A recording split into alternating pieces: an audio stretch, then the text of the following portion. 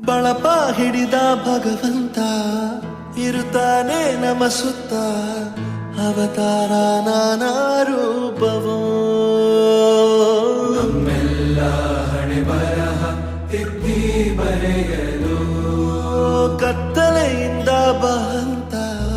ನಮ್ಮ ಕೈಯ ಹಿಡಿಯುತ್ತ ಕರೆದೊಯ್ದ ಬೆಳಕು ತೋರಲು ನಯವಾಗಿ ಗದರೋದು ನಮ್ಮ ಬೆಳೆಸಲು